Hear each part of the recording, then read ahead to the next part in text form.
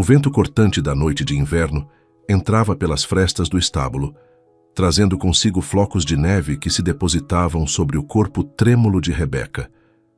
20 anos de vida, e nunca imaginou que seria tratada pior que os cavalos, que agora eram seus únicos companheiros naquela madrugada gelada.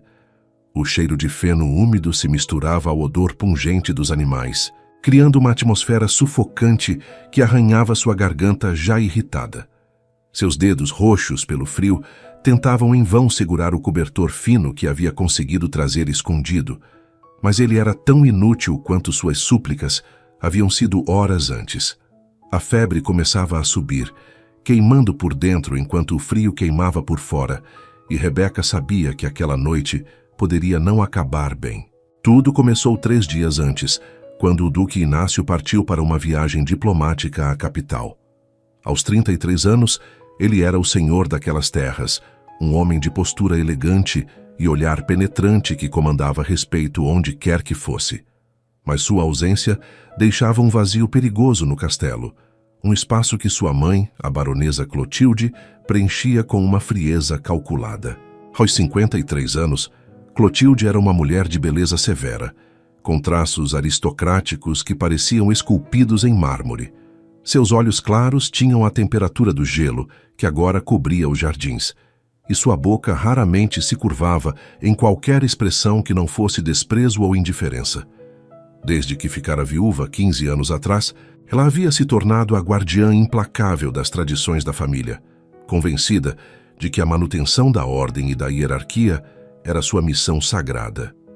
Rebeca serviu à família do Duque por 2 anos. Órfã desde criança, cresceu em um orfanato administrado por freiras na cidade vizinha, onde aprendeu a ler e escrever, algo incomum para alguém de sua condição. Quando completou 18 anos, as freiras a recomendaram para trabalhar no castelo do Duque, prometendo que seria uma oportunidade de vida digna. E foi, até certo ponto. O trabalho era árduo, mas ela tinha um quarto pequeno, porém aquecido, 3 refeições ao dia e um salário modesto que enviava mensalmente para o orfanato. Nos primeiros meses, Rebeca passou quase despercebida entre os outros 23 empregados do castelo. Era uma jovem quieta, de cabelos castanhos sempre presos em um coque simples, olhos escuros que observavam mais do que falavam e mãos delicadas que trabalhavam com eficiência silenciosa. Mas algo mudou 6 meses atrás. Rebeca começou a notar olhares. Não os olhares invasivos de alguns homens da cozinha que ela aprendeu a ignorar rapidamente. Eram olhares diferentes, discretos, que vinham do próprio Duque. Inácio a observava quando ela servia o chá da tarde, quando cruzava o corredor com pilhas de lençóis lavados, quando estava na biblioteca organizando os livros que ele acabara de ler. Eram olhares que duravam apenas segundos, mas carregavam uma intensidade que fazia seu coração acelerar de uma forma que ela não compreendia completamente. Ele nunca disse nada inadequado, nunca se aproximou de maneira imprópria. Ao contrário, Inácio tratava todos os empregados com uma cortesia rara entre os nobres, mas com Rebeca havia algo mais, uma atenção extra nas palavras, um cuidado adicional quando pedia qualquer coisa. A baronesa Clotilde também notou. Ela não era tola, e décadas de vida na corte haviam afiado sua percepção para as nuances invisíveis que outros ignoravam. Via como o filho evitava jantares que ela organizava com jovens da nobreza, como recusava propostas de casamento arranjado com herdeiras de famílias influentes. Via também como Inácio encontrava desculpas para estar nos mesmos cômodos que Rebeca frequentava, como sua voz ganhava um tom diferente quando se dirigia à jovem criada. E aquilo a enfurecia de uma maneira visceral. Não porque Clotilde fosse cruel por natureza, mas porque acreditava genuinamente que a ordem social era sagrada, que cada pessoa tinha seu lugar, e que permitir qualquer desvio dessa ordem era convidar o caos. Para ela, uma criada era uma criada, independentemente de quão educada ou bonita fosse. E um duque era um duque, com responsabilidades que iam muito além de sentimentos tolos. Então Clotilde começou a observar Rebeca com atenção predatória.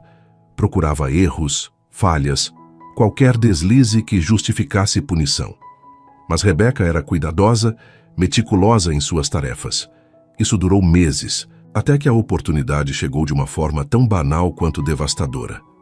Era uma manhã de terça-feira, 2 dias após a partida de Inácio, quando Rebeca estava limpando o salão nobre. O local tinha 15 janelas altas com cortinas de veludo carmesim, um lustre de cristal com 240 peças e um piso de mármore italiano que refletia a luz como um espelho. Rebeca havia começado o trabalho às 5 da manhã, como sempre fazia, e já estava na 11ª janela quando aconteceu. Ao mover a escada de madeira para alcançar a parte superior da cortina, ela não percebeu um pequeno tapete persa que havia sido reposicionado na noite anterior. A base da escada deslizou e Rebeca perdeu o equilíbrio. Conseguiu se segurar, evitando uma queda grave, mas no processo, o balde de água com sabão que estava no degrau superior tombou, derramando seu conteúdo diretamente sobre um vaso chinês do século XVII que decorava uma mesa lateral. O vaso, felizmente, não quebrou, mas a água encharcou a toalha bordada que o protegia e escorreu para o chão de mármore. Rebeca respirou aliviada. Nada de valioso havia se danificado. Rapidamente, desceu da escada, pegou panos secos e começou a limpar tudo com cuidado redobrado. Em 20 minutos, o salão estava impecável novamente. A toalha foi levada para secar e o vaso permanecia intacto em seu lugar. Ninguém saberia do pequeno acidente. Mas Rebeca não contava com a governanta-chefe, Sra. Eulália, uma mulher de 52 anos que servia a família há 3 décadas e tinha lealdade absoluta à baronesa Clotilde. Eulália havia passado pelo corredor no momento exato do acidente, vira tudo através da porta entreaberta e seu primeiro instinto foi relatar à baronesa. Se você está gostando da história, inscreva-se no canal e deixe um comentário dizendo de onde você está assistindo. Sua participação significa muito e nos ajuda a continuar trazendo histórias que tocam o coração. Clotilde recebeu a notícia com uma satisfação gelada que tentou disfarçar sob uma máscara de indignação. Finalmente, a oportunidade que esperava. Chamou Rebeca ao seu escritório particular às 3 da tarde daquele mesmo dia. O cômodo era decorado com móveis escuros, retratos de antepassados de expressão severa, e uma lareira que, mesmo acesa, não conseguia aquecer a atmosfera. Rebeca entrou com o coração apertado, já sabendo que algo estava errado pela forma como outros empregados a olhavam com pena pelos corredores. A baronesa estava sentada atrás de sua escrivaninha de mogno, as mãos pálidas entrelaçadas sobre a superfície polida, os anéis de ouro e pedras preciosas brilhando sob a luz das velas. Ela não convidou Rebeca a sentar. Durante 5 minutos completos, Clotilde permaneceu em silêncio, apenas olhando para a jovem criada com aqueles olhos frios que pareciam vasculhar cada canto de sua alma. Então, com voz medida e baixa, ela começou a falar. Disse que havia recebido relatos de negligência, que o vaso chinês era uma herança familiar insubstituível, que derramar água sobre ele era um sacrilégio. Rebeca tentou explicar que o vaso estava intacto, que a toalha estava secando, que havia sido um acidente genuíno. Mas Clotilde levantou uma mão, silenciando-a com um gesto. A punição foi anunciada com a mesma frieza com que se anuncia o clima. Rebeca dormiria no estábulo por 3 noites, começando imediatamente. Não como crueldade gratuita, explicou Clotilde com voz pausada, mas como lição sobre responsabilidade e sobre o valor das coisas que não pertencem a nós. Rebeca sentiu o sangue gelar. Era inverno rigoroso, as temperaturas caíam abaixo de 0 durante a noite, e o estábulo não tinha aquecimento algum. Ela tentou protestar. Disse que poderia aceitar qualquer outra punição, ter seu salário descontado, trabalhar horas extras, qualquer coisa. Mas a baronesa se levantou, indicando que a conversa havia terminado. 2 guardas foram chamados, não para forçá-la fisicamente, mas para garantir que a ordem fosse cumprida. Rebeca saiu do escritório com lágrimas queimando seus olhos, mas se recusando a deixá-las cair. Aquela primeira noite foi a pior. O estábulo abrigava 8 cavalos, 2 pôneis e uma mula. Os animais, pelo menos, geravam algum calor corporal, mas não era suficiente contra o vento que uivava através das fendas nas paredes de madeira. Rebeca se encolheu em um canto, longe dos cascos dos animais, enrolada no cobertor fino que havia pegado. Tentou dormir, mas o frio era penetrante demais. Seus dentes batiam incontrolavelmente, e ela podia sentir seus pés ficando dormentes, mesmo dentro das botas. Durante a madrugada começou a tossir. Era uma tosse seca no início, que foi ficando mais úmida conforme as horas passavam. Quando o sol nasceu, ela estava febril. No segundo dia, Rebeca ainda tentou trabalhar. Apareceu na cozinha às 5 da manhã, pálida como um fantasma, tremendo visivelmente. A cozinheira-chefe, Senhora Margarida, uma mulher robusta de coração mole, tentou convencê-la a voltar para seu quarto. Disse que falaria com a baronesa, que aquilo era desumano. Mas Rebeca sabia que qualquer intervenção apenas pioraria as coisas. Clotilde interpretaria como insubordinação coletiva, e outros empregados poderiam sofrer consequências. Então Rebeca trabalhou, mesmo com a visão embaçada pela febre, mesmo com as mãos tremendo tanto que derrubou 3 pratos durante o dia. A segunda noite no estábulo foi pior que a primeira. A febre estava mais alta, e ela começou a ter calafrios violentos que a faziam convulsionar. Um dos cavalos, um garanhão negro chamado Trovão, ficou inquieto com seus gemidos relinchando baixo como se estivesse preocupado. No terceiro dia, Rebeca não conseguiu se levantar. Acordou pouco antes do amanhecer, encharcada de suor apesar do frio congelante, incapaz de controlar os tremores que sacudiam seu corpo. A tosse agora vinha em ataques que deixavam sua garganta em carne viva, e ela podia sentir um peso estranho no peito que dificultava a respiração. Foi o garoto do estábulo, um menino de 12 anos chamado Tomás, quem a encontrou quando veio alimentar os cavalos às 6 da manhã. O menino ficou apavorado ao ver o estado de Rebeca e correu imediatamente até a senhora Margarida. A cozinheira, dessa vez, não pediu permissão. Ela e mais 2 empregadas foram até o estábulo, carregaram Rebeca com cuidado e a levaram para um pequeno quarto de despensa nos fundos da cozinha. Era um espaço minúsculo, usado para armazenar grãos e conservas, mas pelo menos era quente pela proximidade do fogão. Enrolaram Rebeca em cobertores, fizeram um chá de ervas medicinais e Margarida enviou Tomás à vila para chamar o médico. Mas antes que qualquer coisa pudesse ser feita, a baronesa Clotilde apareceu. Alguém havia relatado a ela sobre o resgate de Rebeca do estábulo. Clotilde entrou na despensa como uma tempestade silenciosa, seu vestido de seda roxa farfalhando com cada passo. Olhou para Rebeca deitada, semiconsciente, depois para as empregadas ao redor. Sua voz foi como gelo quebrando quando ordenou que Rebeca fosse imediatamente devolvida ao estábulo. As 3 noites de punição ainda não haviam sido cumpridas, e interromper antes do término seria ensinar a desobediência. Senhora Margarida, pela primeira vez em 30 anos de serviço, ousou questionar. Disse que a moça estava muito doente, que poderia morrer de pneumonia se voltasse para o frio. Clotilde respondeu que empregados que não cumpriam suas obrigações adequadamente deveriam sofrer as consequências, e que se Rebeca morresse, seria uma lição para os outros sobre a importância do cuidado e da responsabilidade. O silêncio que se seguiu foi mais pesado que qualquer tempestade de neve. As empregadas olhavam para a baronesa com uma mistura de medo e horror, incapazes de acreditar no que ouviam. Mas nenhuma delas tinha poder para desafiar diretamente a autoridade de Clotilde. Então, com relutância dolorosa, prepararam Rebeca para ser movida novamente.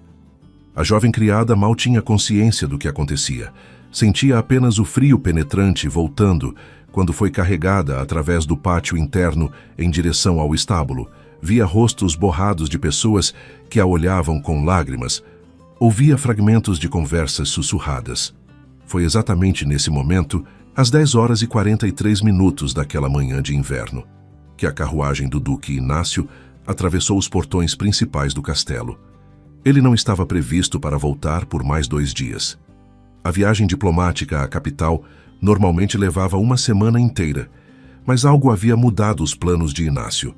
Talvez fosse intuição, Talvez fosse apenas o desconforto crescente que sentia sempre que se afastava do castelo nos últimos meses.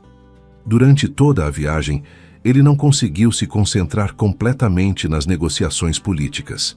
Sua mente insistia em voltar para casa, para os corredores de pedra onde uma jovem de olhos escuros trabalhava em silêncio, para os momentos furtivos em que seus olhares se cruzavam e o mundo parecia pausar por uma fração de segundo. Inácio não era um homem dado a fantasias românticas. Cresceu em uma família onde o dever sempre vinha antes dos sentimentos, onde os casamentos eram arranjados por vantagens políticas e alianças estratégicas. Sua educação foi rigorosa, preparando-o desde criança para assumir as responsabilidades de seu título. Aos 21 anos, quando seu pai faleceu repentinamente de uma febre cerebral, Inácio se viu à frente de um ducado inteiro, com terras que se estendiam por 3 dias de cavalgada em qualquer direção, vilas que dependiam de sua administração, e centenas de pessoas cujas vidas estavam diretamente ligadas às suas decisões. Ele assumiu o papel com seriedade quase opressiva, dedicando-se completamente aos deveres. Sua mãe, Clotilde, tornou-se sua conselheira principal. Nos primeiros anos, Inácio confiava cegamente em seu julgamento. Ela conhecia a política da corte, as alianças necessárias, as tradições que mantinham a ordem. Mas conforme Inácio amadurecia, começou a perceber nuances no caráter de sua mãe que o incomodavam. A frieza com que ela tratava os empregados, a rigidez inflexível de seus princípios, a forma como parecia incapaz de demonstrar qualquer emoção genuína. Ele tentou conversar sobre isso algumas vezes, sugeriu que talvez pudessem ser menos severos, mais humanos em sua administração. Mas Clotilde sempre respondia com a mesma lógica implacável. Sentimentalismo era fraqueza, e fraqueza destruía impérios. Então Inácio aprendeu a manter distância emocional de sua mãe. Respeitava sua posição, consultava sua opinião em assuntos políticos importantes, mas criou um espaço privado em sua vida, onde ela não tinha acesso. E foi nesse espaço que Rebeca começou a existir 6 meses atrás. O primeiro encontro real entre eles foi em uma tarde chuvosa de agosto. Inácio estava na biblioteca, procurando um volume específico sobre legislação agrária, quando percebeu que alguém já estava lá. Rebeca estava de pé diante de uma estante alta, organizando livros que haviam sido consultados durante a semana. Ela não o ouviu entrar. Estava concentrada demais em sua tarefa. Inácio ficou parado na entrada, observando. Não era a aparência física de Rebeca que o capturou primeiro, embora ela fosse bonita de uma forma discreta, natural. Era a forma como ela manuseava os livros, com cuidado reverente, como se cada volume fosse um tesouro. Ela não apenas os empilhava de volta nas prateleiras, estava lendo os títulos, passando os dedos pelas lombadas gastas, ocasionalmente abrindo um para ler uma passagem rápida. Havia algo naquele gesto que revelava fome de conhecimento, um desejo de entender o mundo que ia muito além de suas circunstâncias. Quando ela finalmente percebeu sua presença, Rebeca se assustou tanto que deixou cair um livro. Pediu desculpas imediatamente, com as bochechas corando de constrangimento, explicando que estava apenas organizando, que não estava lendo sem permissão, que não tocaria nos livros além do necessário para o trabalho. Inácio a interrompeu gentilmente, dizendo que não havia problema, que ela era bem-vinda para ler quando quisesse. Viu a surpresa genuína nos olhos dela, seguida de uma gratidão tão profunda que quase o fez recuar. Ninguém nunca havia oferecido a ela acesso ao conhecimento antes. Naquele momento, algo mudou entre eles. Os meses seguintes foram uma tortura doce. Inácio criou desculpas para estar na biblioteca quando sabia que Rebeca estaria organizando. Começou a deixar livros específicos sobre a mesa, marcados em passagens que achava que ela poderia apreciar. Filosofia, história, poesia. Nunca disse nada diretamente, mas sabia que ela os lia pelas marcas quase imperceptíveis nas páginas, pela forma como ela começou a olhá-lo com uma compreensão mais profunda. Eles desenvolveram uma linguagem silenciosa, feita de olhares e pequenos gestos. Um sorriso discreto quando cruzavam no corredor. Um agradecimento murmurado quando ela servia seu chá exatamente como ele gostava. Uma pausa momentânea quando seus dedos quase se tocavam ao passar um objeto. Inácio sabia que estava se apaixonando. Sabia também que sua mãe jamais aprovaria. Clotilde já havia organizado 5 propostas de casamento nos últimos 3 anos, todas com jovens da alta nobreza, todas recusadas por ele com desculpas diplomáticas. Ela estava ficando impaciente, começando a pressionar com mais intensidade. Mas Inácio não conseguia imaginar passar sua vida ao lado de nenhuma daquelas mulheres perfeitamente educadas, perfeitamente inexpressivas, perfeitamente adequadas para o papel de duquesa. Quando olhava para Rebeca, via vida, via inteligência brilhando através das circunstâncias que tentavam sufocá-la. Via bondade genuína na forma como ela tratava outros empregados, especialmente os mais jovens. Via força na maneira como ela suportava trabalho árduo sem reclamações. Mas ele precisava de tempo, precisava de um plano que não destruísse completamente o relacionamento com sua mãe, que não criasse um escândalo tão grande que pudesse prejudicar Rebeca mais do que ajudá-la. Então, 3 meses atrás, Inácio começou a investigar. Contratou discretamente um pesquisador genealógico na capital, alguém especializado em rastrear linhagens e documentos antigos. Forneceu as poucas informações que tinha sobre Rebeca. Seu nome completo, Rebeca Amélia Santos, a data aproximada de seu nascimento, o orfanato onde cresceu. Pediu que buscassem qualquer informação sobre sua família, sua origem, qualquer coisa que pudesse estar escondida nos registros. O que descobriu foi surpreendente e perfeito ao mesmo tempo. Rebeca não era apenas uma órfã comum.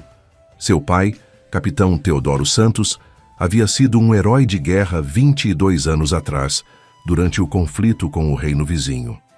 Teodoro liderou uma missão suicida que salvou 3 vilas fronteiriças da destruição total, mantendo uma posição estratégica por 18 horas contra forças esmagadoramente superiores, até que reforços chegassem. Ele recebeu a Medalha de Valor Supremo, a maior honraria militar do reino, diretamente das mãos do rei. Mas Teodoro estava gravemente ferido. Retornou da guerra com uma perna amputada e ferimentos internos que os médicos disseram que eventualmente seriam fatais. Casou-se com Helena, uma professora da vila, e viveram felizes por 2 anos antes que Rebeca nascesse. Teodoro teve tempo de conhecer sua filha por apenas 8 meses, antes que as complicações dos ferimentos finalmente o levassem.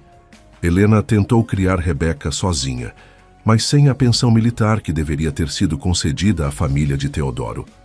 Houve um erro administrativo, documentos perdidos, burocracia que se arrastou. Quando Helena tentou resolver a situação, descobriu que precisaria viajar até a capital, algo impossível sem recursos. Ela trabalhou como professora e lavadeira simultaneamente, exaurindo-se até que uma febre a levou quando Rebeca tinha apenas 5 anos. A menina foi então levada ao orfanato e todo o registro de sua linhagem se perdeu nos arquivos poeirentos de escritórios governamentais. Mas Inácio tinha agora todos os documentos: certidões de nascimento e casamento, certificados militares de Teodoro, registros de batalha assinados por generais, a própria medalha de valor que Helena havia vendido em desespero para pagar tratamento médico, e que Inácio rastreou e comprou de volta do colecionador que a possuía. Mais importante, tinha a carta original do rei, prometendo proteção vitalícia à família de Teodoro Santos, em gratidão por seu sacrifício. Aquela carta nunca havia sido executada devido aos erros administrativos, mas ainda era legalmente válida. Rebeca tinha direito não apenas a uma pensão substancial retroativa, mas à proteção da coroa, a uma posição na sociedade muito acima de uma simples criada. Inácio planejava revelar tudo isso publicamente no baile de inverno, que aconteceria em 2 semanas. Convidaria autoridades da capital, nobres influentes, e tornaria impossível para alguém, incluindo sua mãe, questionar a legitimidade de Rebeca.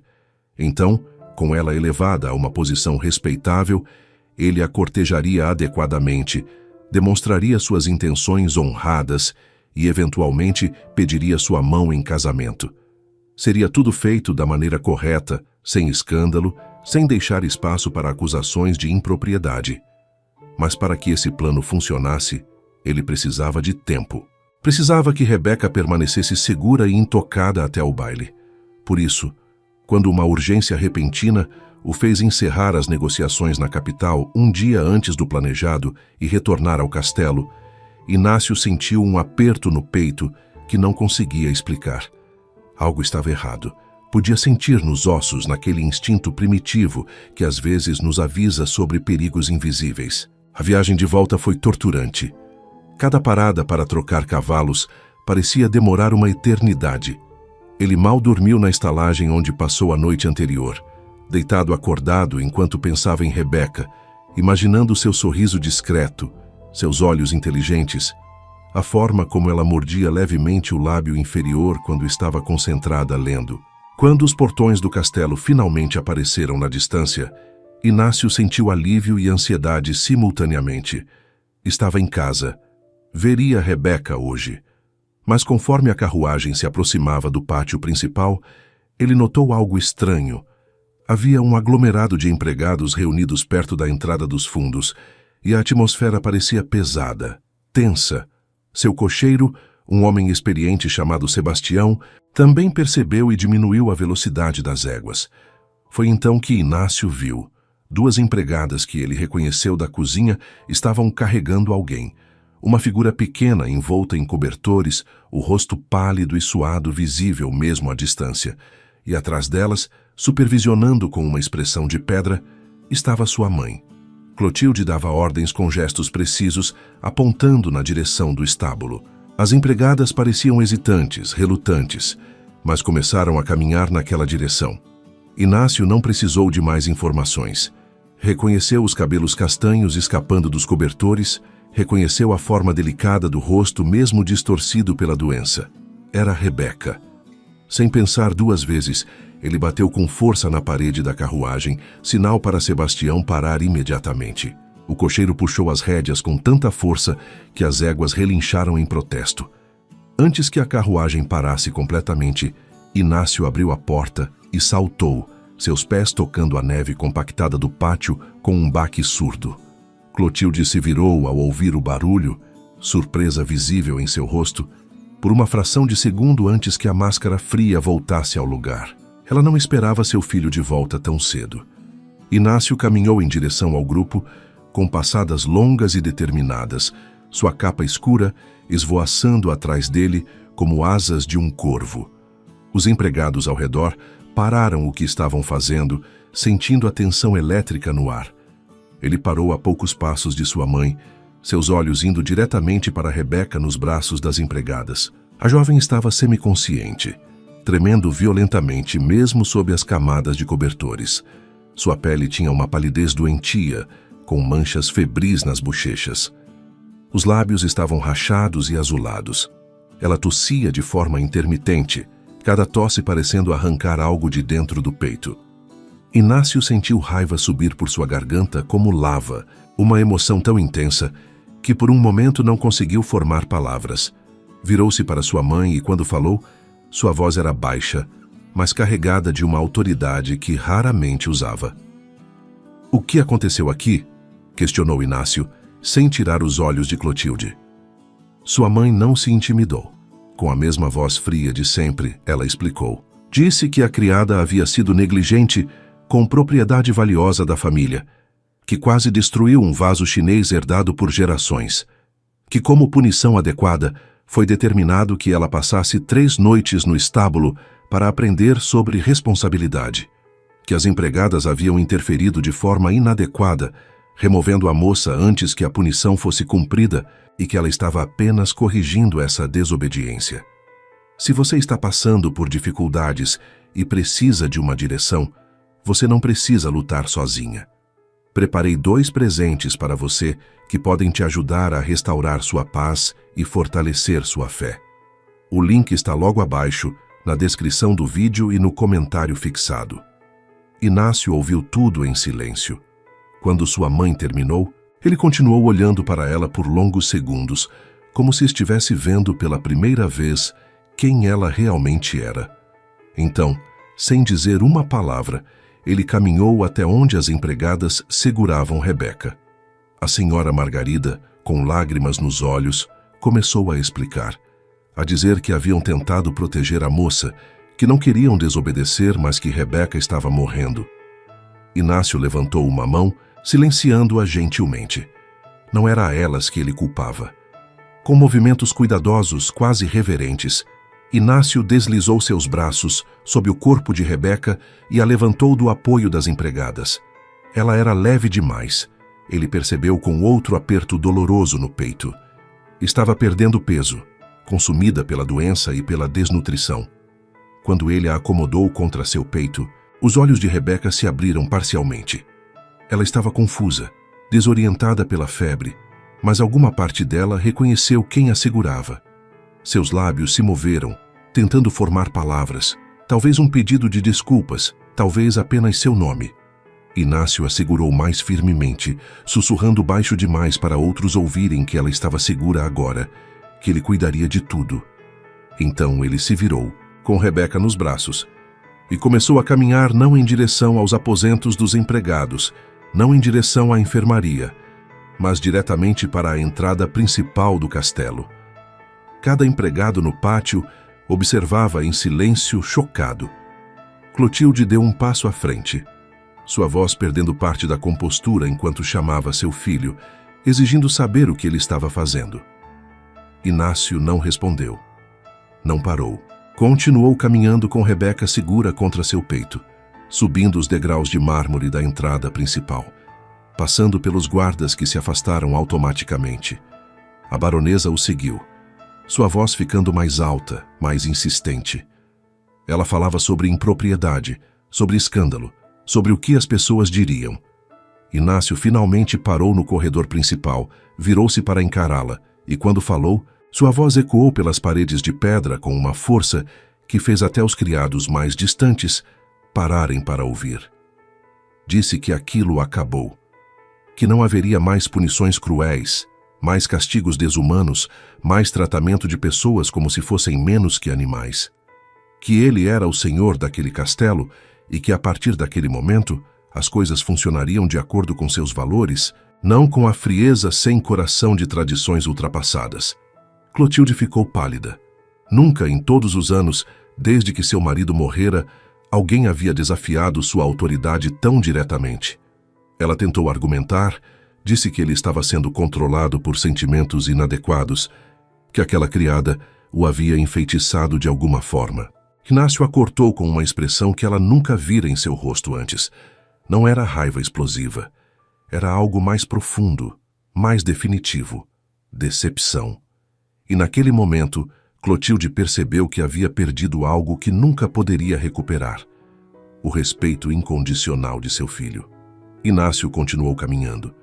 Subiu a escadaria larga que levava ao segundo andar, onde ficavam os aposentos nobres. Passou pela porta de seu próprio quarto, continuou até o final do corredor e parou diante das portas duplas do quarto principal do castelo. Era a suíte que seus pais haviam compartilhado, o cômodo mais luxuoso de toda a propriedade. Após a morte do duque, Clotilde se mudara para aposentos menores, dizendo que não conseguia suportar as memórias. O quarto ficou fechado por 12 anos, preservado como um memorial.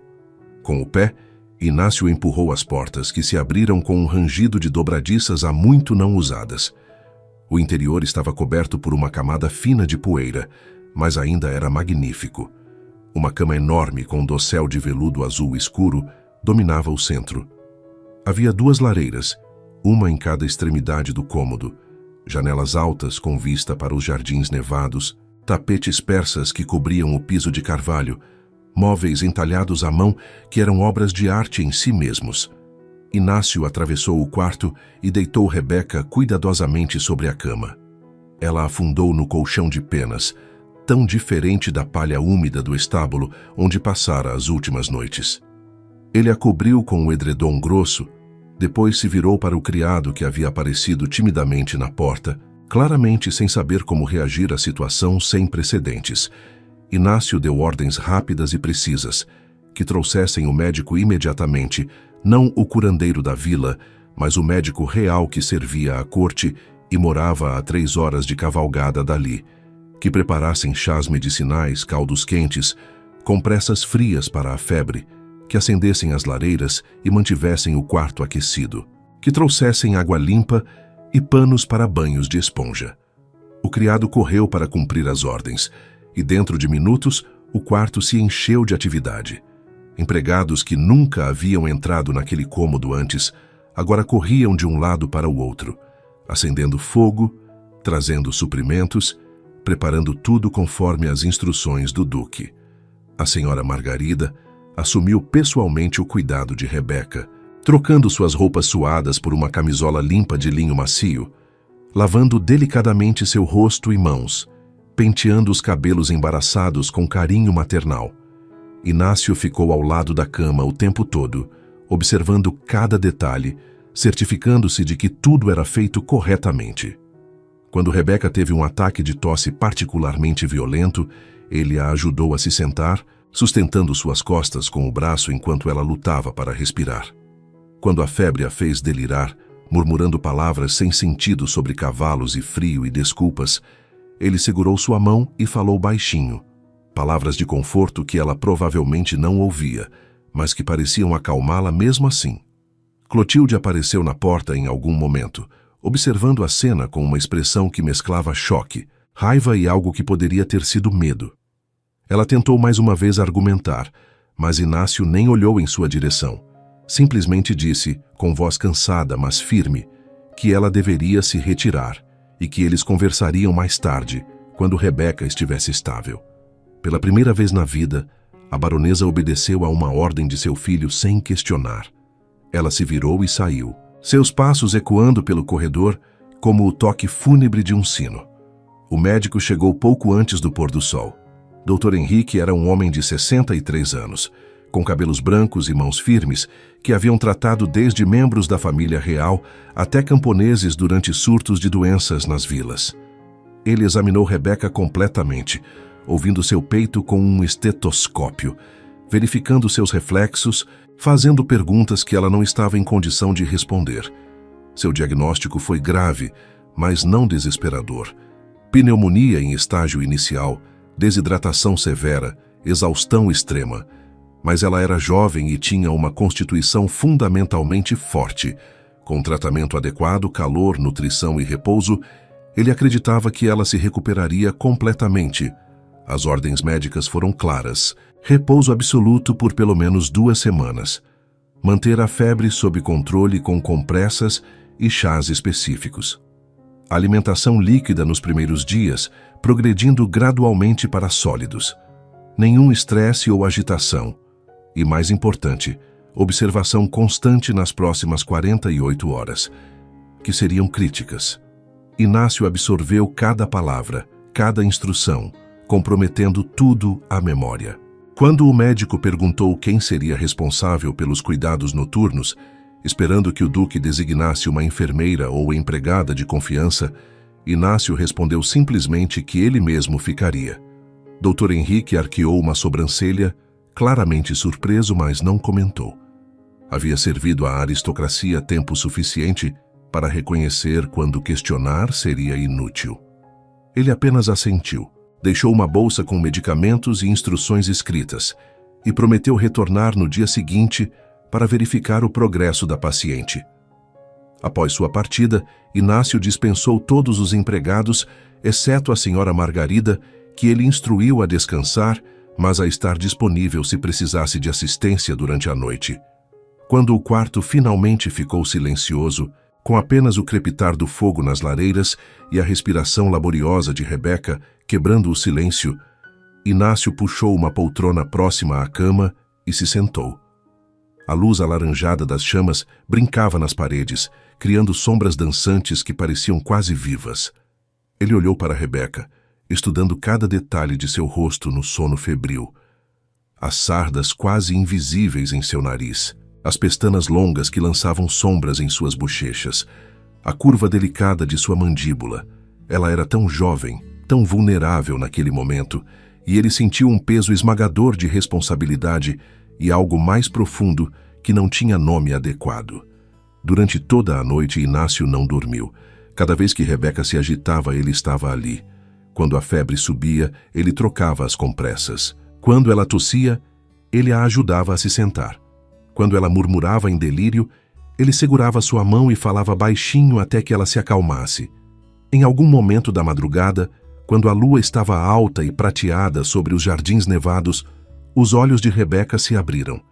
Desta vez havia clareza neles, consciência real pela primeira vez desde que ele chegara. Ela piscou algumas vezes, confusa com o ambiente. Não reconheceu o quarto.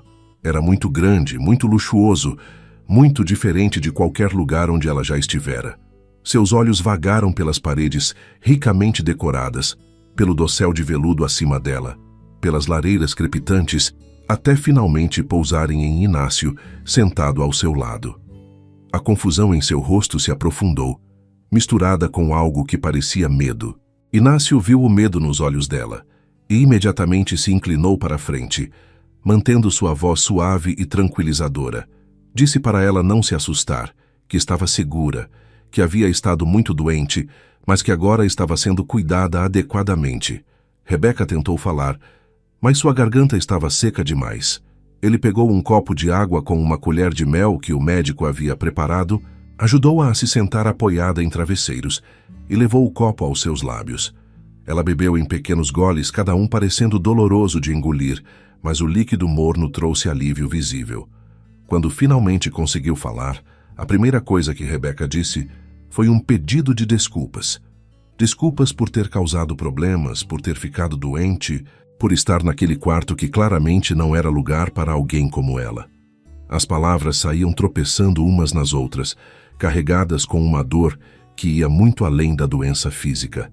Era a dor de alguém que havia passado a vida inteira sendo ensinada que seu valor era mínimo, que seu lugar era nas sombras, que qualquer atenção dirigida a ela era provavelmente um erro que precisava ser corrigido. Inácio sentiu seu coração se partir um pouco mais com cada palavra. Ele colocou o copo de lado e, com hesitação, pegou a mão de Rebeca entre as suas. Ela congelou ao sentir o toque, seus olhos arregalando-se. Não era adequado. Um duque não tocava uma criada dessa maneira. Mas Inácio não se importava mais com o que era adequado segundo as regras que sua mãe tanto valorizava. Ele segurou a mão dela com firmeza gentil e começou a falar. Disse que ela não tinha nada pelo que se desculpar, que o que aconteceu com ela era uma injustiça cruel que jamais deveria ter ocorrido, que ele lamentava profundamente não ter estado presente para impedir. Rebeca tentou protestar, dizer que a baronesa estava apenas cumprindo seu dever de manter a ordem, mas Inácio a interrompeu. Sua voz ganhou uma intensidade que ela nunca havia ouvido antes. Disse que ordem sem humanidade não era ordem, era tirania. Que punir alguém ao ponto de quase matá-la por um acidente menor não era justiça, era crueldade. Que ela merecia muito mais do que havia recebido, não apenas naqueles últimos dias, mas durante toda a sua vida. Rebeca não sabia como responder. Lágrimas começaram a escorrer por suas bochechas, mas não eram lágrimas de tristeza.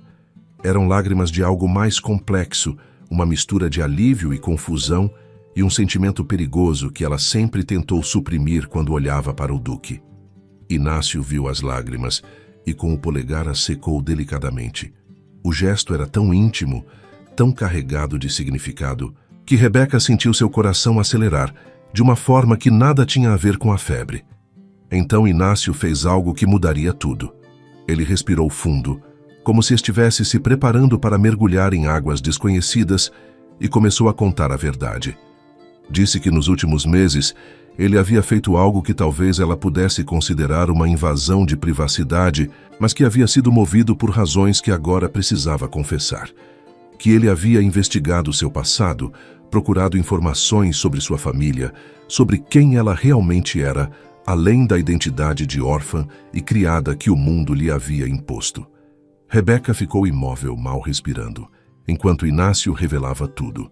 Falou sobre o capitão Teodoro Santos, um nome que ela conhecia vagamente das histórias que as freiras do orfanato ocasionalmente contavam, mas que nunca havia conectado a si mesma.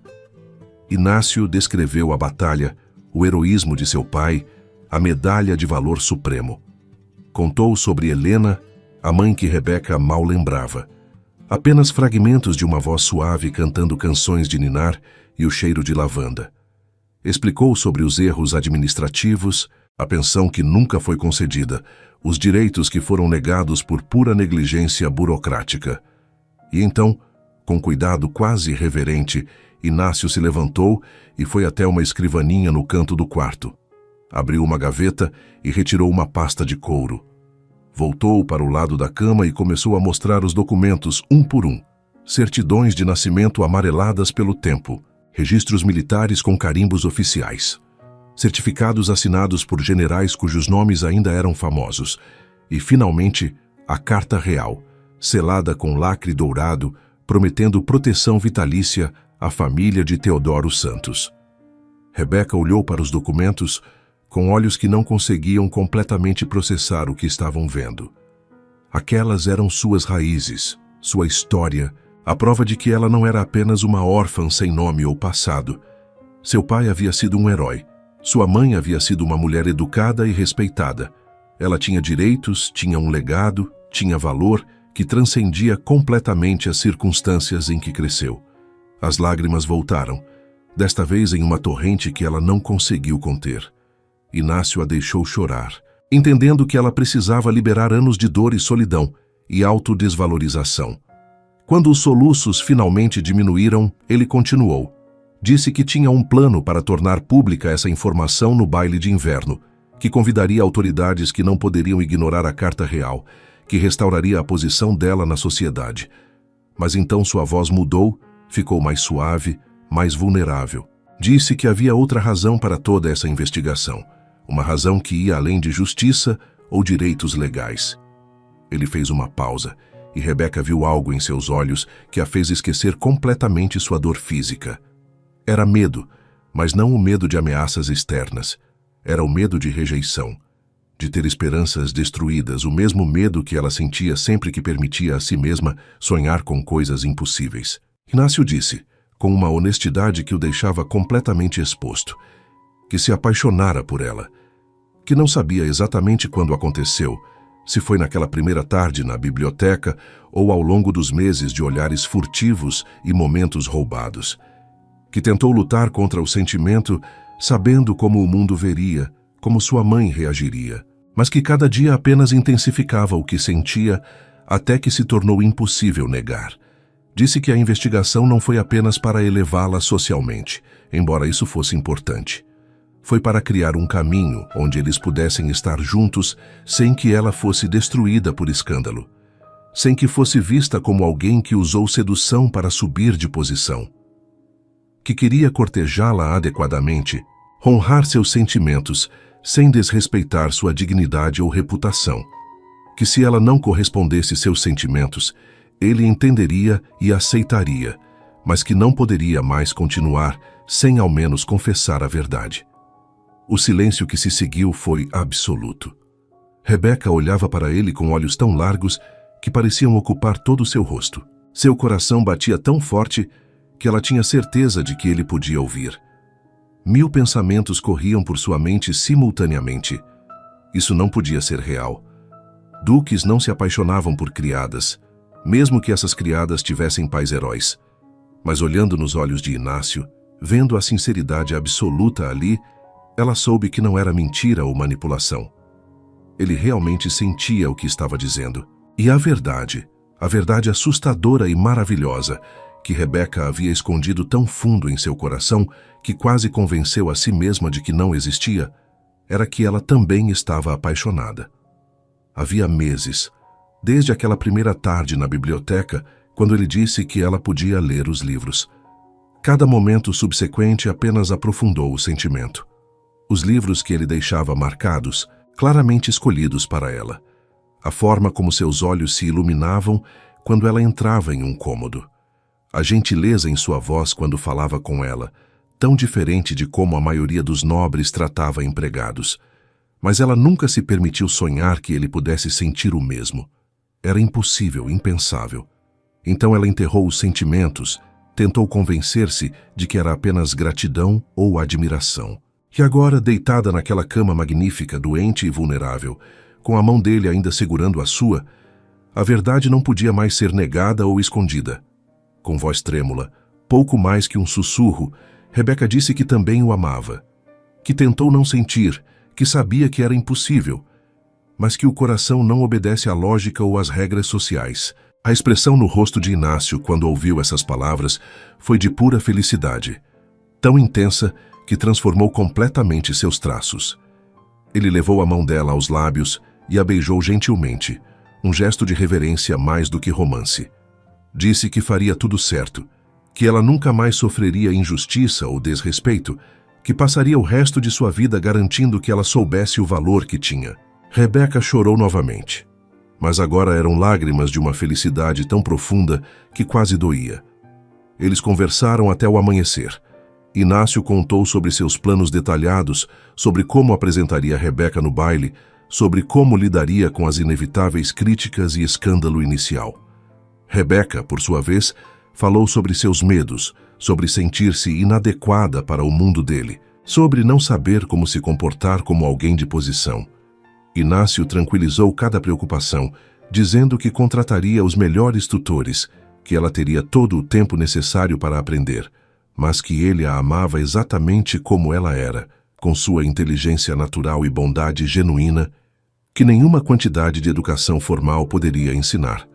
Quando o sol finalmente nasceu, pintando o quarto de tons dourados e rosa, Rebeca adormeceu novamente, desta vez um sono tranquilo e reparador, com um pequeno sorriso nos lábios. Inácio continuou ao seu lado, observando-a dormir, sentindo uma paz que não conhecia há anos. O confronto com Clotilde aconteceu naquela tarde. A baronesa exigiu uma reunião privada com seu filho em seu escritório. Quando Inácio entrou, encontrou sua mãe sentada atrás da escrivaninha, sua postura rígida como sempre, mas havia algo diferente em seus olhos. Não era arrependimento exatamente, mas talvez a primeira sombra de incerteza que ela permitiu mostrar em anos. Clotilde começou com argumentos lógicos.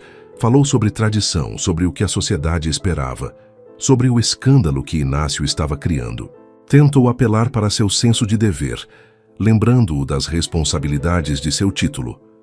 Mas quando Inácio apresentou os documentos sobre a linhagem de Rebeca, quando mostrou a carta real que tornava a proteção dela não apenas moralmente correta, mas legalmente obrigatória, Clotilde ficou sem palavras. Inácio então fez algo que nunca havia feito antes.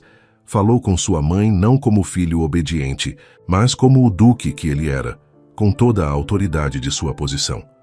Disse que entendia que ela acreditava estar agindo corretamente, segundo suas convicções, mas que essas convicções haviam se tornado cruéis e desumanas. Que quase matar uma jovem inocente por um erro trivial era indefensável, independentemente de tradições ou hierarquias, que a partir daquele momento as coisas no castelo funcionariam de maneira diferente. E então veio a parte mais difícil. Inácio informou que Clotilde seria destituída de sua autoridade administrativa sobre os empregados e a gestão diária do castelo. Ela manteria seu título, seus aposentos, seu sustento, mas não teria mais poder de decisão sobre as vidas de outras pessoas. Um administrador profissional seria contratado para supervisionar as operações, alguém com mais humanidade e menos rigidez. Clotilde poderia opinar, aconselhar, mas a palavra final seria sempre de Inácio. Pela primeira vez desde que ele a conhecia, Inácio viu sua mãe chorar.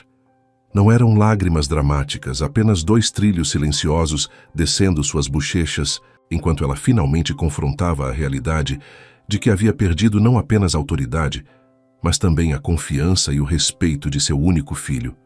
Ela tentou falar, talvez para se defender ou pedir desculpas, mas as palavras não vieram.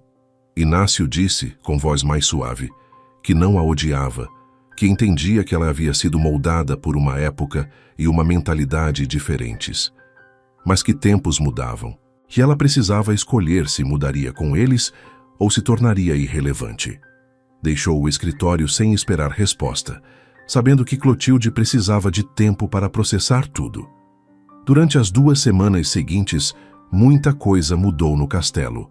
Rebeca se recuperou completamente, fortalecendo-se tanto física quanto emocionalmente sob os cuidados dedicados de Inácio e da equipe médica. Tutores foram trazidos para ensiná-la etiqueta social, dança, história, política, tudo o que precisaria saber para ocupar uma posição de destaque na sociedade. Mas Inácio deixou claro que essa educação era para dar-lhe ferramentas, não para mudá-la. Ele valorizava exatamente quem ela era, uma jovem de inteligência aguçada, coração compassivo e força de caráter, que sobreviveu a circunstâncias que destruiriam pessoas mais fracas. Os empregados do castelo, que testemunharam tudo, tornaram-se seus aliados mais fervorosos. Senhora Margarida a tratava como filha, Tomás do estábulo a via como heroína, e até os guardas mais velhos murmuravam aprovação quando ela passava. O baile de inverno chegou como planejado. O salão nobre foi transformado em um espetáculo de luz e elegância, com centenas de velas, arranjos florais importados da capital e uma orquestra de 20 músicos. Nobres de toda a região compareceram, junto com autoridades da corte real, todos curiosos sobre o misterioso anúncio que o duque prometera fazer. Rebeca estava nervosa, usando um vestido de seda verde esmeralda que Inácio havia encomendado especialmente para ela. Seu cabelo arranjado em cachos elegantes, com pequenas pérolas entrelaçadas. Quando chegou o momento, Inácio pediu silêncio e, com Rebeca ao seu lado, contou a história completa. Apresentou os documentos, leu trechos da carta real, explicou como a filha de um herói de guerra havia sido esquecida pelo sistema que deveria tê-la protegido. A reação inicial foi de choque, depois de murmúrios, mas ninguém podia argumentar contra a evidência tão sólida ou contra uma carta com o selo real. As autoridades presentes confirmaram publicamente a validade dos documentos e prometeram que a pensão retroativa seria processada imediatamente. Mais importante, reconheceram Rebeca como alguém sob proteção oficial da coroa, elevando instantaneamente seu status social a um nível respeitável. E então, diante de todos, Inácio fez seu anúncio final. Declarou suas intenções de cortejar Rebeca adequadamente, com o objetivo de eventualmente pedi-la em casamento, se ela estivesse disposta. Pediu a bênção da sociedade e da corte para esse cortejo. O silêncio foi absoluto por 3 segundos. Então, surpreendentemente, foi um dos generais mais antigos presentes, alguém que havia servido ao lado de Teodoro Santos, quem deu o primeiro passo à frente e declarou sua aprovação completa. Outros seguiram, e em poucos minutos o que poderia ter sido escândalo transformou-se em celebração. Clotilde estava presente, no fundo do salão. Inácio procurou seus olhos através da multidão. Ela o olhou por um longo momento, e então quase imperceptivelmente assentiu. Não era entusiasmo ou alegria, mas era aceitação. Era o primeiro passo de uma jornada muito longa que ela teria que fazer para reconciliar quem ela foi com quem precisava se tornar. Os meses seguintes foram de transformação. Rebeca floresceu em seu novo papel, usando sua posição não para vingança ou vaidade, mas para ajudar outros em situações similares à sua. Trabalhou com Inácio para reformar as condições de trabalho no castelo, estabelecendo salários justos, limites de horas, acomodações adequadas. Criou um fundo para órfãos da região, garantindo que nenhuma criança ficasse sem educação ou oportunidades básicas. O casamento aconteceu na primavera seguinte, uma cerimônia que misturou tradição com significado pessoal.